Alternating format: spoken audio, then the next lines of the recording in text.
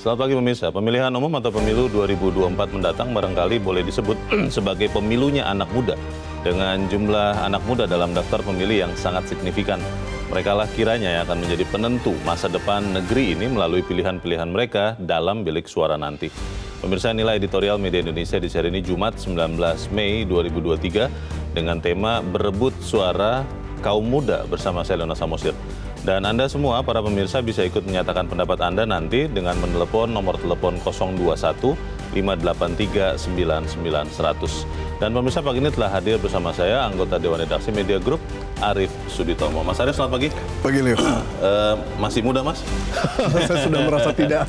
Sudah merasa tapi tetap tidak. berjiwa muda. Tapi berjiwa muda. Ini menjadi menarik karena kalau kita bicara orang muda atau kaum muda, apakah itu semata-mata karena umurnya katakan di bawah 40 atau pikirannya yang berjiwa muda. Tapi sebelum kita bahas itu, Mas Arief, kita lihat dulu pemirsa beberapa berita yang diperhatikan media Indonesia. Yang pertama ini adalah headline media Indonesia untuk hari ini. Anda bisa lihat di harian Anda terkait dengan KPK. Etika pimpinan KPK dipersoalkan lagi. Ini maksudnya etika soal apa nih? Soal minta perpanjangan jabatan. Bagaimana Mas Arief?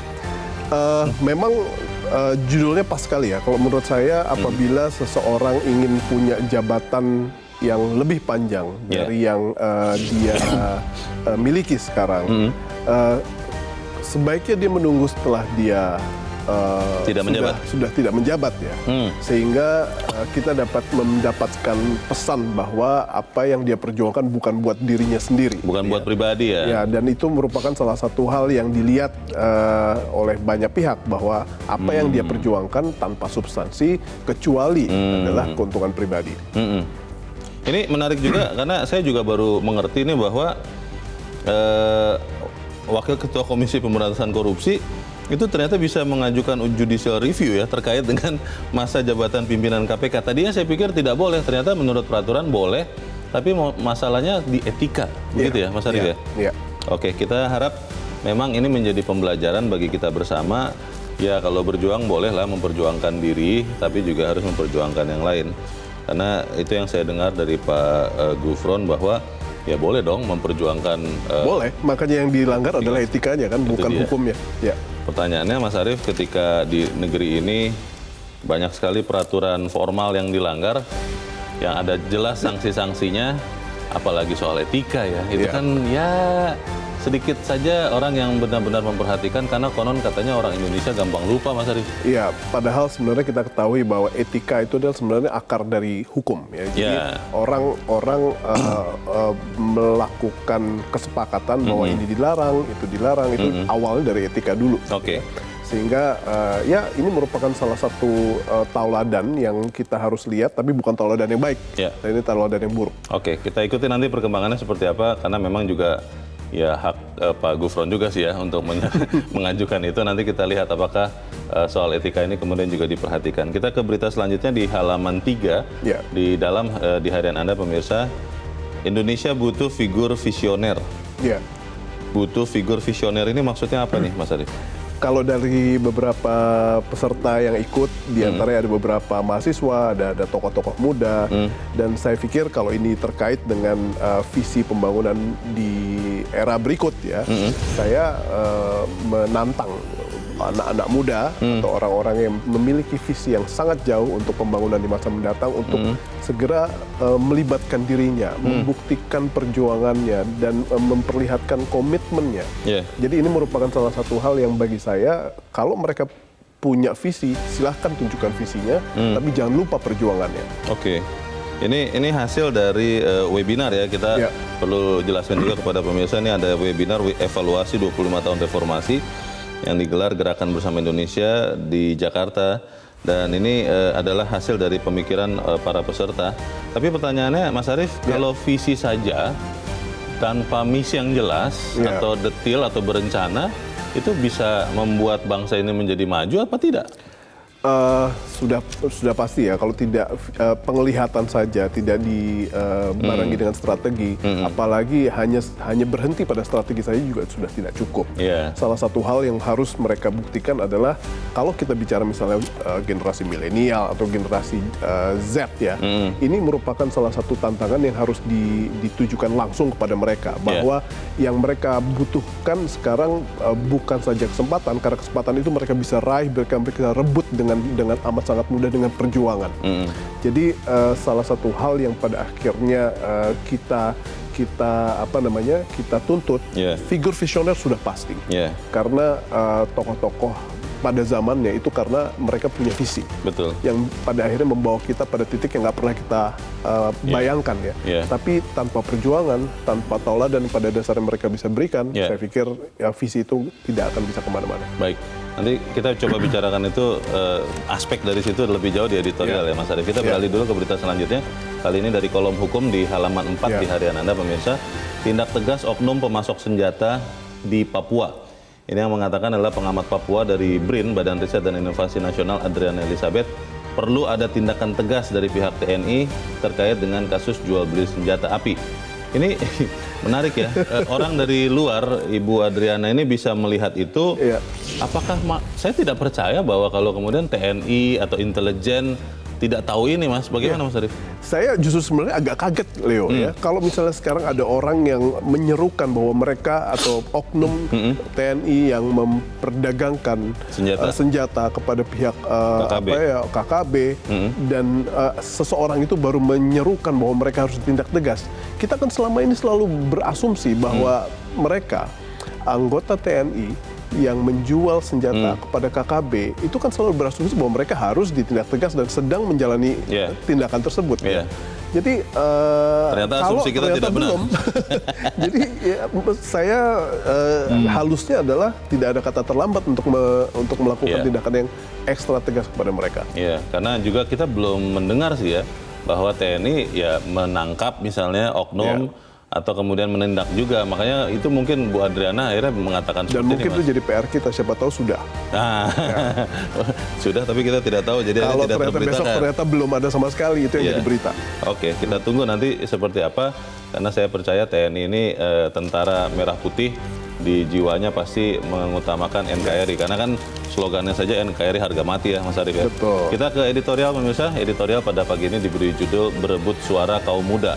Menarik karena tadi saya tanya ke Mas Arief, yang disebut dengan muda itu apa? Apa karena umurnya saja atau karena pikirannya?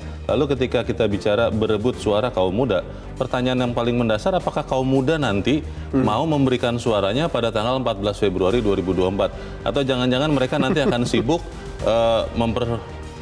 mempersiapkan dirinya, atau akan sibuk dengan apa istilahnya sekarang yang lagi demam ini Mas, tiket war atau apa begitu ya, untuk pertunjukan grup-grup besar.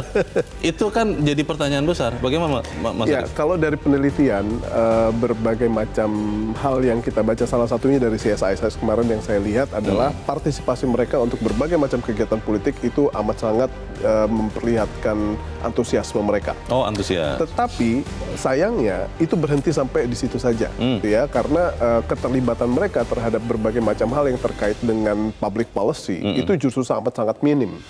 Paling tidak public policy itu diskursusnya ada dicerminkan lewat feed mereka, lewat story mereka, lewat postingan mereka. Media itu sosial, tidak terjadi. Sehingga kalau kita lihat statistik juga kita bisa lihat, Leo, bahwa 53% dari populasi Indonesia itu rata-rata usia di bawah 40. Dan kalau dilihat dari pemilih muda kita, itu 60% lebih adalah anak-anak muda di bawah 30. Untuk pemilu tahun depan ya? Pemilu tahun ini, 2024. Dan ironisnya, di parlemen hanya 3% yang usianya di bawah 40. Jadi saat ini ya, saya pikir ini merupakan sebuah kenyataan yang pada dasarnya harus disikapi oleh anak-anak muda itu sendiri. Kalau mereka tidak punya keterlibatan, tidak punya kepedulian, tidak punya interest untuk bisa memperjuangkan diri mereka, percuma itu yang namanya visi. Karena yang namanya keterpilihan, elektabilitas itu perlu perjuangan. Jadi itu merupakan salah satu message yang pada dasarnya harus kita share, bahwa politik anak muda itu bukan hanya politik karena mereka punya visi atau karena mereka ingin. Mereka harus berjuang juga. Saya sempat juga mempertanyakan diri saya, walaupun saya sudah tidak di bawah 40 usianya, tapi saya merasa saya berjiwa muda terkait dengan perhatian atau kepedulian kaum muda, Mas Arief. Tetapi kalau belajar dari kasus terakhir di Lampung, apapun kata orang tentang Bima, tapi karena ramenya Bima mencerca begitu rupa, akhirnya ada perbaikan. Nah, apakah itu kemudian bisa kita generalisir sebagai bahwa kaum muda ini bersuara? Kita akan bahas itu, Mas Arief, dan pemirsa, inilah editorial Media Indonesia untuk hari ini, Jumat 19 Mei 2023, berebut suara kaum muda.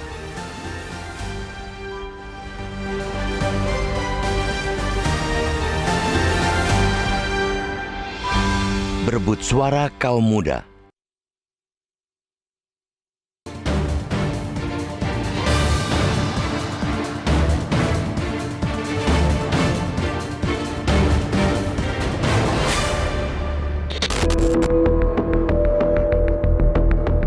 Pemilihan umum atau pemilu 2024 mendatang barangkali boleh disebut sebagai pemilunya anak muda. Dengan jumlah anak muda dalam daftar pemilih yang sangat signifikan, merekalah kiranya yang akan menjadi penentu masa depan negeri ini melalui pilihan-pilihan mereka dalam bilik suara nanti. Dalam unggahan foto di akun Instagram resmi Komisi Pemilihan Umum atau KPU, yakni @kpu_RI, pada Rabu 17 Mei lalu, tergambar sangat jelas bahwa pemilu 2024 akan dikuasai pemilih berusia muda. Dari total 205 juta pemilih dalam daftar pemilih sementara, generasi milenial mendapat hak suara tertinggi dengan 69 juta pemilih. Lalu generasi Z menyumbang sekitar 47 juta pemilih. Jika keduanya digabung dalam kelompok pemilih berusia muda, jumlahnya kurang lebih 116 juta pemilih. Itu sudah melebihi separuh dari jumlah total pemilih. Belum lagi bila ditambah dengan sebagian pemilih dari generasi X yang masih bisa dimasukkan dalam kategori muda. KPU memperkirakan 60% dari seluruh pemilih pada pemilu 2024 ialah generasi muda. Dengan data dan fakta ini, siapa yang berani membantah hipotesa bahwa kaum mudalah yang bakal menguasai dan menentukan hasil pemilu 2024? Karena itu, sudah jelas dan pasti suara mereka bakal menjadi rebutan para partai politik atau parpol peserta pemilu.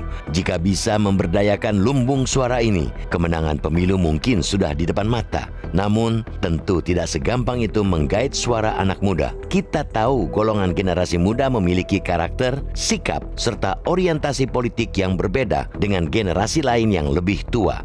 Dengan sebagian besar dari mereka tumbuh dan beranjak dewasa di era reformasi, daya kekritisan mereka lebih tinggi ketimbang generasi yang besar dan dewasa di zaman Orde Baru. Dengan begitu, cara pendekatannya pun semestinya berbeda. Mereka tidak hanya lebih melek teknologi, tapi secara umum juga semakin punya ketertarikan, kepekaan, sekaligus kritis terhadap isu-isu yang menjadi permasalahan dunia saat ini dan khususnya persoalan-persoalan di Republik ini.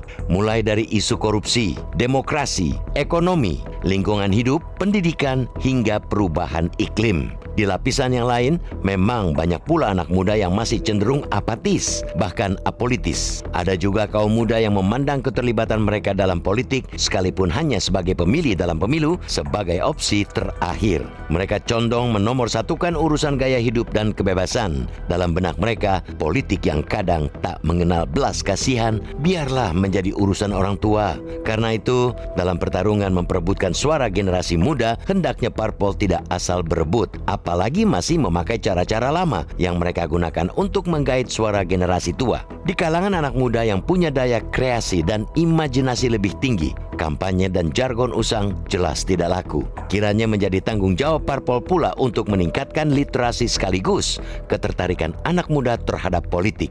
Jangan hanya memandang dan menjadikan mereka sebagai lumbung suara. Parpol dan elit politik seharusnya mengenalkan sebuah politik yang kekinian, yang kompatibel dengan anak muda. Pun ketika pemilu sudah usai dan parpol mampu mendulang suara dari mereka, aspirasi anak muda semestinya diwujudkan dalam kebijakan parpol maupun di lembaga-lembaga perwakilan. Keterlibatan generasi muda sudah sepantasnya dioptimalkan untuk mewujudkan sistem politik yang lebih segar, politik yang berorientasi pada pemerintahan bersih dan berintegritas.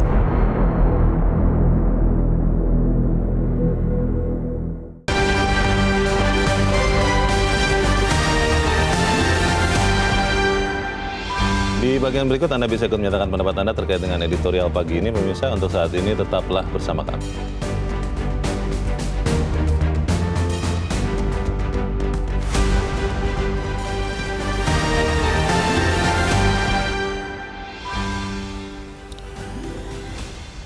Terima kasih pemirsa karena Anda masih bersama kami di Editorial Media Indonesia, dan saat ini sebelum kita lanjutkan diskusi kita, Mas Arief, kita mau coba bertanya dulu.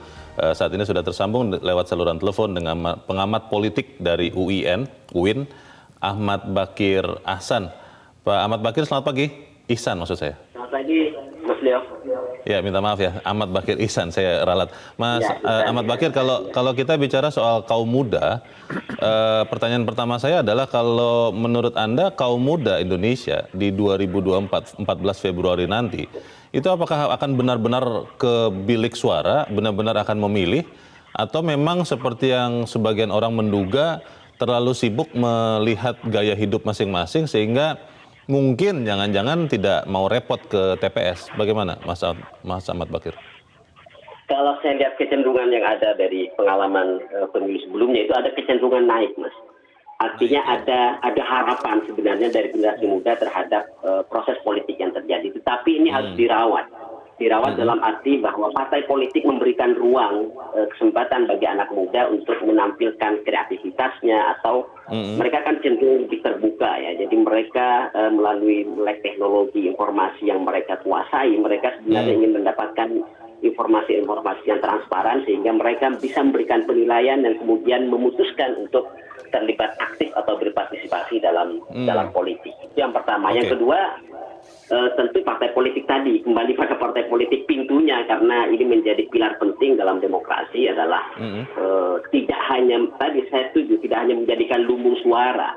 Jadi tidak hanya dihitung secara kuantitas, tapi kualitas ini harus diberikan ruang yang sama dengan jumlah yang besar tadi, dengan cara melibatkan mereka dalam kegiatan-kegiatan yang sesuai dengan jiwa mereka, anak muda. Seperti itu, Mas. Kalau belajar dari pengalaman sekian tahun atau puluh tahun mungkin ya, dari sekian angkatan, kalau yang saya masih ingat angkatan 66 waktu itu kan anak muda selalu berusaha membuat perubahan dari yang dianggap sekarang tidak bergerak juga atau status quo, Mas Ahmad Bakir. Kalau Anda lihat nanti di 2024 suara anak muda ini, apakah benar juga akan meminta perubahan yang signifikan dari kondisi yang sekarang ada? Atau memang mereka juga masih belum begitu kritis seperti yang harusnya secara ideal adanya mereka? Karena ini menyangkut kesadaran, Mas. Jadi kesadaran kritisisme, kreativitas itu adalah inherent di dalam generasi muda. Dia akan selalu hadir, apalagi sekarang kan dengan media sosial, dengan informasi yang terbuka, mereka punya ruang untuk mencari jati dirinya dan berharap tentang sesuatu yang ideal. Tentu beda dengan generasi-generasi yang lama di mana mereka mungkin secara informasi terbatas. Tapi sekarang kan tidak hanya dalam konteks negara, mereka bisa melampaui batas negara untuk mendapatkan informasi khususnya terkait dengan yang kemudian mendorong tingkat partisipasi mereka di dalam demokrasi. Tetapi lagi-lagi memang sejauh mana kemudian elit politik yang ada ini, karena konteksnya politik, elit politik yang ada sekarang itu bisa membaca kecenderungan ini. Karena jangan sampai nanti belajar dari sejarah masa lalu, mereka betul-betul berjuang di awal perubahan, tapi kemudian mereka menjadi tadi cenderung karena realitasnya involutif jalan di tempat, sehingga anak-anak muda ini tersingkir dari proses politik yang seharusnya semakin menuju pada konsolidasi demokrasi. Maksud Mas Ahmad Bakir itu waktu reformasi 98 itu maksudnya ya?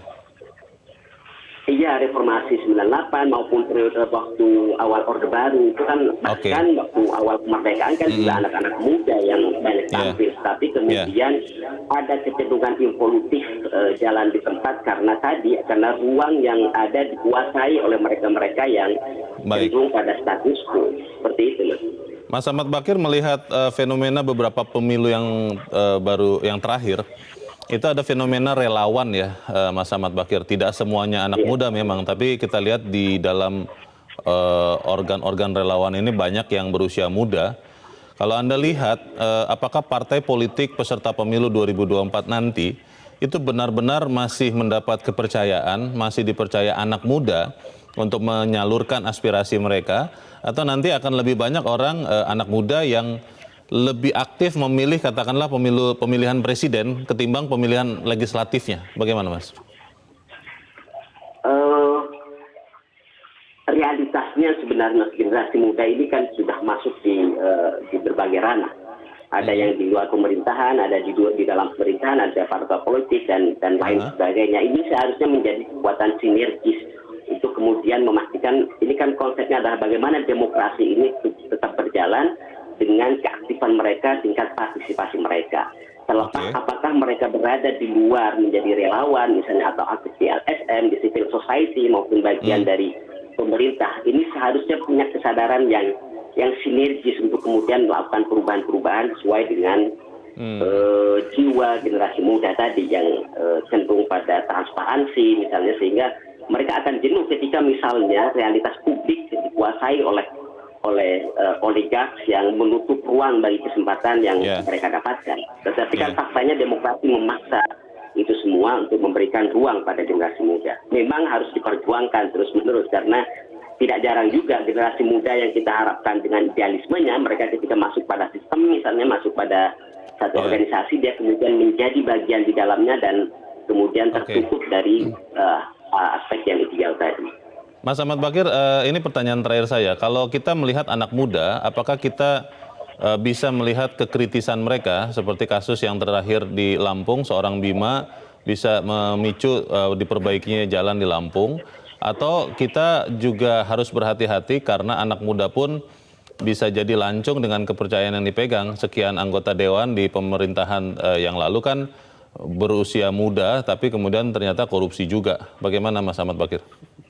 Nah, itulah yang saya katakan tadi, media atau ruang yang tersedia untuk generasi muda ini harus betul-betul dimanfaatkan, baik yang berada di luar tadi yang ditampilkan oleh teman-teman yang aktif di civil society, misalnya berada di luar pemerintahan, mengkritisi terhadap kerja negara, yang di dalamnya saya kira secara lambat laun mereka yang mungkin dari generasi muda masih terpengaruh oleh sistem yang ada di dalamnya, pada akhirnya akan berhadapan dengan realitas yang ada di luar tadi yang dimainkan oleh teman-teman atau generasi muda di civil society, dan itu sangat tersedia karena adanya media informasi yang begitu terbuka, sehingga mereka menjadi kekuatan yang akan terus mendobrak terhadap kecenderungan status quo yang di dalamnya juga ada generasi muda. Seperti itu. Baik. Kita berterima kasih untuk pencerahan yang Anda berikan, pengamat politik UIN, Ahmad Bakir Ihsan. Terima kasih, Mas Ahmad Bakir. Selamat pagi. Mas Arief, singkat saja sedikit. Kalau anak muda, apakah memang akhirnya bisa lebih daripada sekedar suaranya yang didapatkan oleh partai politik dan oleh presiden nantinya di pemilu 2024? Atau kita bisa berharap anak muda itu juga bisa dalam tanda petik menekan supaya siapapun yang terpilih di legislatif dan eksekutif itu benar-benar membuat perubahan menjadi lebih baik, bukan hanya berpolitik semata. Ya, itu yang justru kita lihat sekarang kenyataannya seperti apa ya. Kalau kita lihat di DPR, jumlah anak muda di DPR itu kurang lebih cuma 3% dari 500, sangat sedikit. Dan apakah mereka punya wadah untuk bisa kumpul-kumpul? Ya, mereka punya kaukus pemuda di DPR. Tapi apa yang sudah mereka hasilkan? Itu adalah pertanyaan yang tanda tanya besar, gitu ya. Dan seperti kita ketahui, Leo, bahwa waktu kita berhadapan dengan sistem politik kita di parlemen, anak-anak atau anggota DPR, anggota parlemen itu tunduk pada fraksi, tunduk pada koalisi, tunduk pada orang-orang itu saja yang segelintir itu. Jadi apa yang selama ini mereka hadapi adalah sebuah sistem yang pada dasarnya mereka harus dobrak, gitu ya. Dan untuk mendobrak itu memang perlu tenaga. Kalau mereka menjadi bagian dari sistem itu akan percuma saja. Dan jadi kalau misalnya apa yang Leo tanyakan, yang kita butuh bukan saja apa namanya ya, semacam proteksi bahwa mereka muda dan mereka dikasih tempat. Gitu ya. Tapi nggak gitu. Apa yang kita butuhkan dari mereka adalah energinya yang kita butuhkan juga, semangatnya dan perjuangannya. Gitu. Karena waktu kita mau merdeka, perjuangan orang-orang muda ini, mereka masih umur 17 tahun, 18 tahun, kalau mereka nggak panggul senjata, mengorbankan nyawa, mereka menghadirkan sebuah konsep kebangsaan yang amat sangat dahsyat gitu ya. Jadi ini yang pada dasarnya ditunggu oleh bangsa kita, para pemuda ini. Apakah kaum muda juga bisa tetap menyuarakan kemudaannya, yang notabene kita selalu asumsikan jujur, dan bukan hanya semangat, tapi juga sudah punya rincian di kepalanya. Kalau mau menuju sesuatu harus ada langkah-langkah berikutnya. Kita akan bahas di bagian berikut, Mas Arief, dan bisa tetap bersama kami. Editorial Media Indonesia segera kembali seusai headline news pukul 7 waktu Indonesia Barat.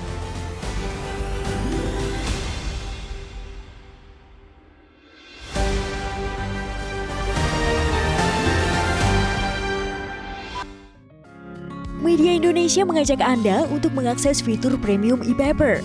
Dengan sajian konten berbasis intelektual dan meneguhkan kebangsaan, Media Indonesia tampil dengan lebih dinamis melalui e-paper Media Indonesia yang dapat Anda akses kapan saja, di mana saja. Caranya mudah, download aplikasi Media Indonesia di Android atau ketik link e-paper.mediaindonesia.com atau bisa scan QR code pada layar kaca Anda. Klik tab e-paper di bagian samping layar tablet Anda, daftarkan data diri, serta pilih paket berlangganan e-paper Media Indonesia sesuai dengan kebutuhan Anda. Nikmati juga bonus spesial tambahan 4 halaman rubrik fokus setiap hari. Semua bisa Anda dapatkan hanya di e-paper Media Indonesia.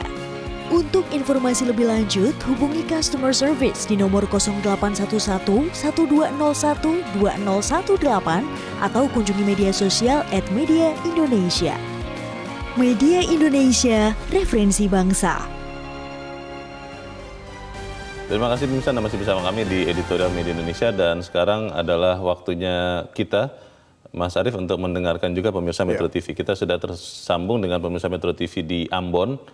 Ada Pak Max. Pak Max, selamat pagi. Selamat pagi, Bung Leo.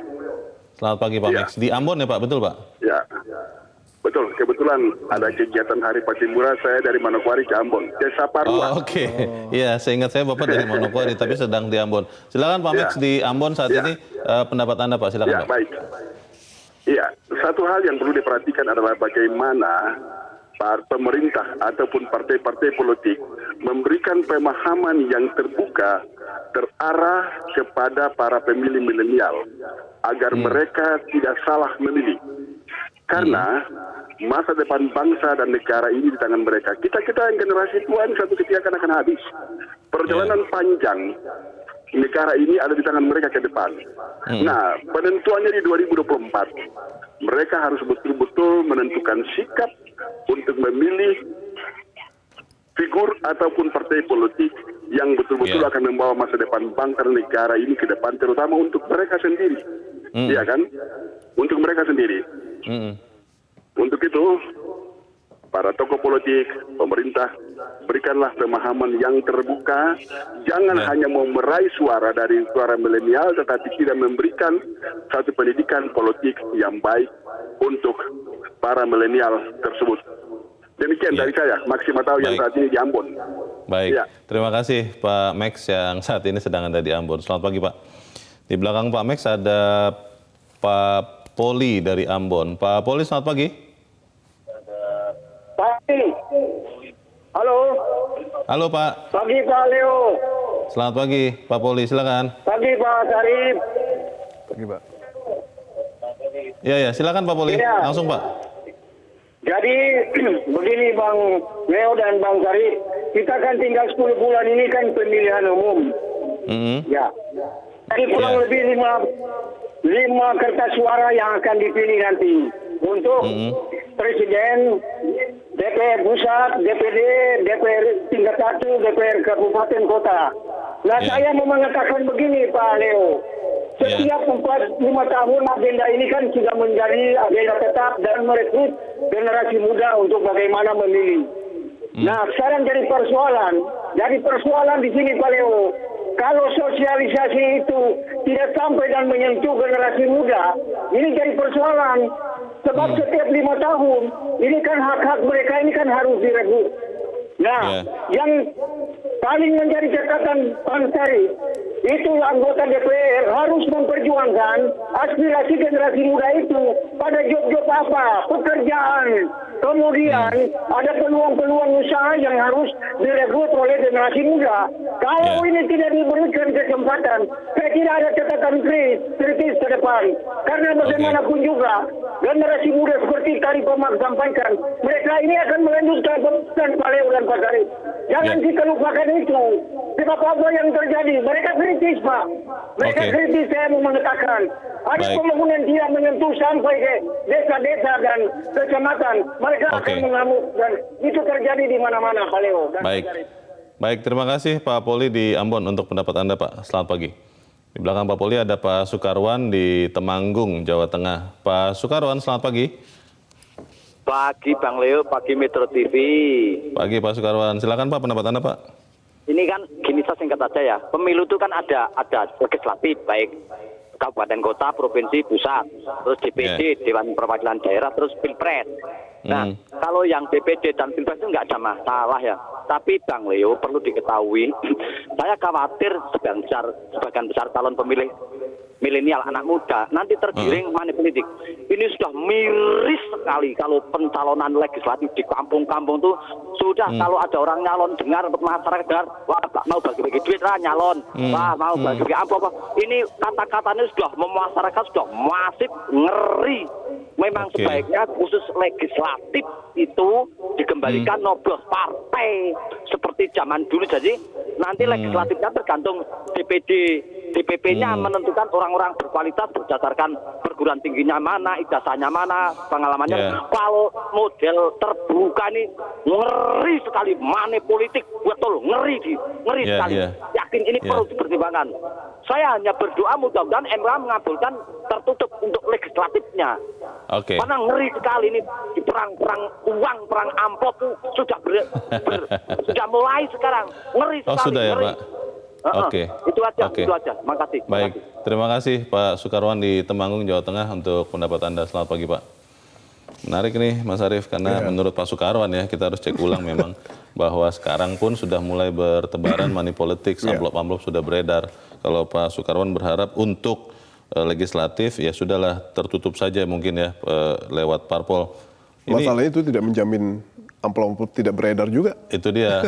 Mungkin malah ada amplop tapi amplopnya malah terkumpul ya, terkonsentrasi begitu ya. Ini mungkin, namanya juga mungkin. Tapi pertanyaannya begitu Mas Arief, ketika anak muda diminta untuk berpartisipasi, kalau tidak diberi penjelasan yang sangat jelas, apakah mereka kemudian benar-benar bisa memilih orang-orang yang memang berkualitas? Karena pada ujungnya 5 tahun dari sekarang kan anak muda ini akan bertambah tua 5 tahun dan mereka yang akan merasakan kepemimpinan 5 tahun ke depan. Iya, Leo, kalau kita tanpa ingin menggeneralisir ya, politik anak muda itu memang tidak bisa kita seragamkan bahwa semua orang muda itu harus punya aspirasi untuk bisa mewakili golongannya atau kaumnya di sektor politik. Karena saat ini kalau kita melihat beberapa provinsi, IPM dalam hal pendidikan itu banyak yang jelek. Indeks pembangunan manusia. Indeks pembangunan manusia dalam sektor pendidikan banyak jelek. Jadi bagaimana kita bisa mengharapkan anak muda yang berkualitas datang dari provinsi tersebut. Dan saat ini sekali lagi tanpa ingin menggeneralisir, kita buka saja berbagai macam kesempatan buat anak-anak muda yang pada dasarnya memiliki pendidikan baik, memiliki niat yang baik, dan memiliki semangat yang baik untuk pada akhirnya diberikan kanal oleh partai-partai politik untuk bisa hadir sebagai caleg, sebagai pengurus, untuk pada dasarnya mengajak teman-temannya untuk sama-sama berpartisipasi. Dan dengan demikian kita bisa menghadirkan sebuah ekosistem muda yang pada dasarnya juga kondusif. Tidak seperti hari ini, di mana anak-anak muda itu pada akhirnya akan terjebak pada sistem.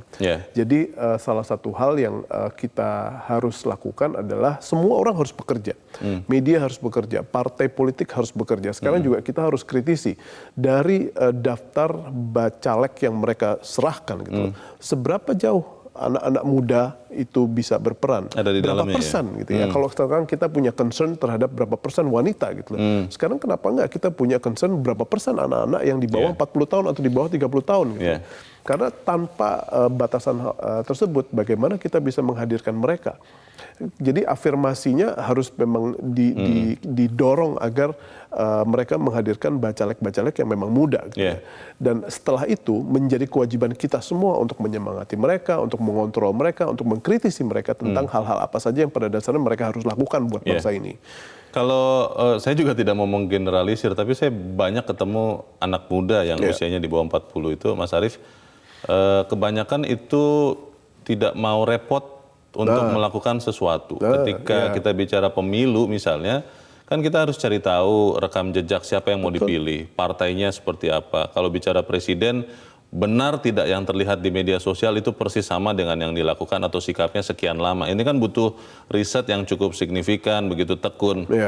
Banyak anak muda itu malas melakukan itu. Ditambah lagi dengan kondisi mereka yang miskin, ditambah lagi dengan kondisi mereka yang bodoh dan tidak sehat gitu loh. Jadi apa yang tadi Leo sebutkan itu bertambah-tambah lagi problemnya. Dan itu pertanyaannya, apakah kemudian anak-anak muda seperti ini akhirnya kita biarkan saja yang diduga oleh Pak Soekarwan masuk ke dalam jebakan money politics, amplop-amplop, yang mana amplopnya lebih tebal, ya sudah saya coblos yang itu, atau memang kita bisa membuat mereka lebih berdaya lagi, karena kalau kita bicara jumlah mungkin kalau kita telaah ini bisa jadi puluhan juta, bisa jadi ratusan juta, Mas. Betul, kalau dilihat dari jumlah mereka memang banyak ya, tapi siapa yang paling pada dasarnya sangat eligible untuk masuk dalam kancah perpolitikan Indonesia itu kan nggak banyak, sehingga itu menjadi kewajiban kita semua untuk menyemangati mereka untuk masuk ke dalam politik. Dan begitu mereka masuk ke dalam politik, mereka harus dirawat gitu ya, semangat mereka. Karena salah satu hal yang amat sangat rugi buat kita semua apabila mereka semangatnya hilang, mereka larut ke dalam sistem, dan pada akhirnya mereka juga tidak bisa memberikan kontribusi. Jadi saat ini kita semua harus kerja, partai politik harus kerja, masyarakat harus kerja, dunia pendidikan harus kerja, untuk pada akhirnya sekarang jangan sampai politik itu tidak mendapatkan best brain gitu loh. Sekarang kalau misalnya kita lihat, kalau kita misalnya mau membawa perpolitikan Indonesia menjadi usia lebih muda, tapi kan kita juga ingin dapat best brainnya. Sekarang kemana best brain itu pergi? Ke swasta gitu loh. Sekarang ini merupakan salah satu hal yang pada dasarnya kita hadapi. Gitu. Jadi kalau kita semua tidak kerja, kalau semua kita tidak memberikan kesempatan buat anak-anak ini, mereka akan makin lama semakin jauh dari politik. Dan cita-cita kita untuk mendapatkan politik yang muda, yang memperjuangkan aspirasi orang muda, juga akan sama-sama ruginya, kita akan menjauh juga dari mereka. Kalau kita bicara suara anak muda, ini kan sangat beragam ya Mas Arief ya. Kalau kita lihat juga mungkin keterpaparan kepada media sosial, saya belum punya datanya, tapi kalau saya menduga kebanyakan anak muda itu makanan setiap hari lah media sosial. Apakah kemudian kita bisa berharap media sosial ini, karena nanti pada masa kampanye kan itu pasti akan dipakai oleh kandidat-kandidat entah legislatif ataupun eksekutif, itu benar-benar bisa mendidik anak muda untuk memilih dengan akurat, atau apalagi dengan fakta anak muda banyak yang tidak mau kerja keras, ingin hasil instan begitu, ketika dia lihat di media sosial, baik ya, memberikan makan ya, menghormati orang tua ya, datang ke... Itu apakah kita bisa berharap kepada anak muda yang memang tidak mau capek, ya hanya pakai media sosialnya saja? Jadi ada dua, yang tadi Leo bilang ada dua variabel ya, bahwa saat ini generasi muda kita memang tidak akan jauh bergerak dari bagaimana mereka mengkonsumsi media, dan medianya adalah media sosial. Yang kedua adalah karakteristik mereka, di mana mereka sudah lahir, mereka adalah digitally native, lahir dalam teknologi digital, teknologi komunikasi digital yang sedemikian advance. Jadi kalau misalnya tadi Leo bilang bahwa mereka memiliki karakteristik instant gratification, itu merupakan salah satu hal yang memang sudah inherent dalam kehidupan mereka. Sudah by default sudah mereka seperti itu. Jadi dua hal tersebut memang harus kita kombinasikan dengan baik dalam bentuk bagaimana kita merekayasa pesan buat mereka. Jadi kalau misalnya sekarang anak-anak muda itu terbiasa dengan segala sesuatu yang cepat, mau makan mereka cepat, kehidupan percintaan mereka juga serba cepat, bagaimana mereka mengkonsumsi pesan juga harus dibikin cepat. Jadi ini merupakan salah satu tantangan buat parpol, buat seluruh stakeholder politik untuk pada akhirnya menggugah mereka dengan karakteristik mereka, tetapi pada akhirnya mereka nanti begitu mereka masuk, mereka melibatkan diri dengan substansi-substansi yang mereka harus olah di politik tersebut. Karena gini Leo, pada saat kita berharap mereka terlibat bukan saja dari ikutan, ya milih atau partisipasi politik mereka, kita kan ingin mereka lebih lagi terlibat. Kalau sekarang kita tanya misalnya, bagaimana suara anak muda dalam memperjuangkan sistem pemilihan umum yang terbuka atau tertutup? Kita tanya di pinggir jalan, itu saya yakin itu tidak ada yang banyak yang bisa menjawab itu dengan tepat tentang apa yang menjadi aspirasi karena mereka. Karena jangan-jangan dengar pun baru di situ begitu. Makanya, dan yang paling mudah aja, misalnya apa suara mereka tentang pengurangan subsidi BBM, itu banyak yang tidak tahu. Bahkan demonstran di jalan pun euforia melakukan hal yang anarkis, begitu ditanya tentang pengurangan subsidi BBM, banyak yang juga tidak tahu. Jadi itu merupakan semuanya hal yang potret yang kita harus bina bersama, kita empower mereka lewat hal-hal yang kita harus perjuangkan bareng-bareng. Bagaimana konkretnya generasi yang lebih tua, mungkin kita ya Mas Arief, untuk bisa mengarahkan juga anak-anak muda supaya kemudian mereka bukan hanya dihitung jumlahnya, tapi juga berkontribusi positif, berkualitas terhadap pemilu. Kita bahas di bagian berikut Mas Arief, dan pemirsa tetap bersama kami, Editorial Media Indonesia segera kembali.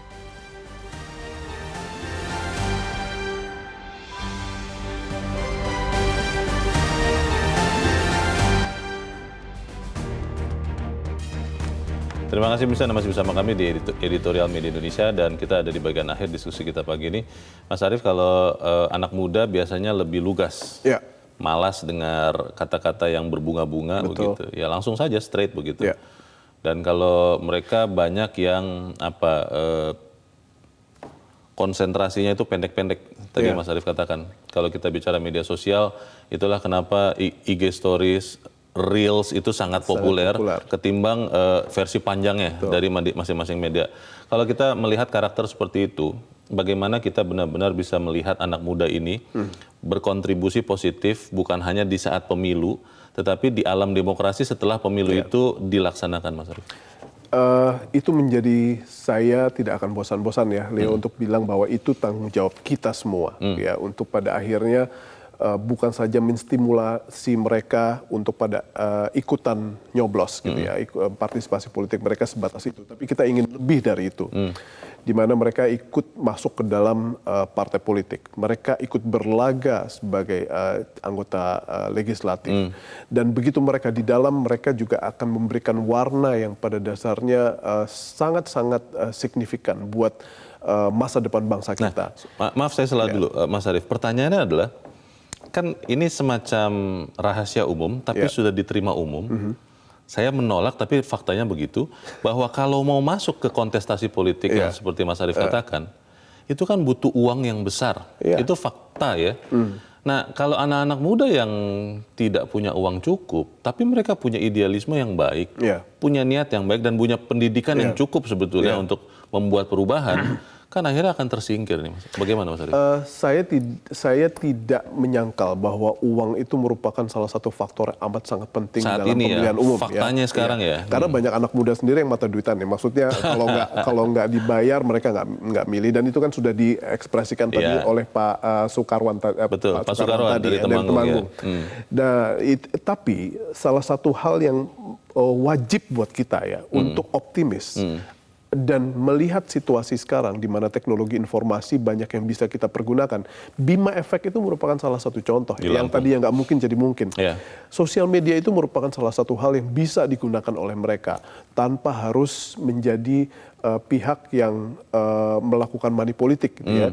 mereka kan merupakan generasi-generasi atau anak-anak yang pada dasarnya bisa kreatif, menciptakan message, menciptakan konten yang pada dasarnya sangat kreatif dan menarik. Kenapa nggak kita gunakan hal tersebut atau potensi tersebut untuk menjadikan modal awal buat mereka untuk berlaga gitu ya. Jadi saya yakin juga Leo pada 2024 ini peran dari sosial media akan jauh lebih signifikan dibandingkan dengan pemilu sebelumnya, sehingga disitulah pada dasarnya kita bisa menggantungkan sedikit harapan buat anak-anak muda yang punya idealisme, nggak punya uang terlalu banyak, tapi mereka punya jaringan dan mereka punya kreativitas untuk pada dasarnya menggarap sebuah konten yang pada akhirnya menggugah. Mas Arief, bicara anak muda sebagai kalau kita ibaratkan kertas, dibandingkan kertas kita mungkin mereka lebih banyak ruang kosongnya. Betul. Kita udah banyak ya isinya dan sudah banyak warnanya, sudah banyak yang dihapus, ditulis ulang begitu. Nah pertanyaannya ketika bicara media sosial yang mereka konsumsi, yang mereka lihat, mereka dengar, bagaimana kita bisa memastikan bahwa informasi yang di dalamnya itu benar-benar benar, bukan hoax, bukan kampanye hitam begitu, supaya kemudian mereka mendapatkan informasi dan mereka benar-benar memilih orang yang memang baik, yang memang benar. Saya terus terang tidak akan terlalu khawatir ya. Bahkan kita nggak perlu terlalu khawatir bahwa hoax itu akan berkurang. Pasti akan bertambah. Akan dan ada. Malah bertambah ya? Pasti akan apalagi bertambah. Sekarang sudah ada AI katanya. Oh, dan intensitasnya akan bertambah di saat pemilu nanti. Namun hal yang pada dasarnya harus kita lakukan adalah kanal-kanal resmi pemerintah, kanal-kanal civil society, media yang punya kredibilitas itu harus berperan untuk pada dasarnya mendidik mereka, menstimulasi mereka, dan pada akhirnya memberikan arahan mereka agar kita memberikan bahan referensi buat mereka untuk pada akhirnya menjadi kompas buat mereka. Jadi mereka kan orang yang anak-anak yang sangat kurius, mereka akan mengeksplor banyak hal, tetapi mereka harus tiba pada satu titik di mana mereka akan menggunakan referensi-referensi tertentu, baik media mainstream atau website pemerintah atau LSM atau civil society untuk jadi referensi mereka dalam menentukan pilihan. Media mainstream Mas Arief sudah sebut dan itu yang mau saya tanya, bagaimana peran kita sebagai media mainstream ini untuk benar-benar mencerahkan anak muda, karena beberapa teman mengatakan Metro TV, Media Indonesia, kalian tuh acara anak mudanya ada apa tidak sih katanya. Saya bilang ada loh. Enggak, kebanyakan untuk bapak-bapak, untuk ibu-ibu kita. Ini bagaimana Mas Arief untuk mencerahkan anak muda lewat media mainstream ini? Ya, salah satu hal yang memang kita perlukan adalah kita harus sedikit kompromi dalam hal pengemasan pesan, dalam hal bagaimana kita merekayasa pesan agar itu juga menarik buat mereka. Dan apabila itu tidak dilakukan, saya pikir tidak ada keuntungannya sama sekali untuk pada akhirnya bisa menstimulasi mereka untuk bisa tertarik gitu ya. Karena anak-anak ini kan memang memiliki beberapa karakteristik yang pada akhirnya harus kita kompromikan dalam hal kita mengemas pesan buat mereka. Baik, tugas kita bersama untuk merebut suara kaum muda, tapi bukan hanya merebut, tapi benar-benar menggunakannya untuk bangsa Indonesia yang lebih baik. Dan merawat semangat mereka. Dan merawat semangat mereka. Kita harapkan itu terjadi. Mas Arief Suditomo, terima kasih sudah hadir tempat ini. Selamat pagi, Mas. Pagi, Leo. Pemirsa, dalam pertarungan memperebutkan suara generasi muda, hendaknya partai politik tidak asal berebut, apalagi masih memakai cara lama yang digunakan untuk menggait suara generasi tua. Di kalangan anak muda yang punya daya kreasi dan imajinasi lebih tinggi, kampanye dan jargon usang jelas tidak laku. Mari kita ajak anak-anak muda Indonesia untuk aktif menentukan arah bangsa Indonesia, bukan hanya pada saat pemilihan, tetapi setelah itu berkiprah nyata dalam pembangunan Indonesia. Saya Luna Samosir, terima kasih Anda sudah menyimak editorial Media Indonesia 1 pagi ini. Tetap jaga kesehatan Anda. Selamat pagi, sampai jumpa.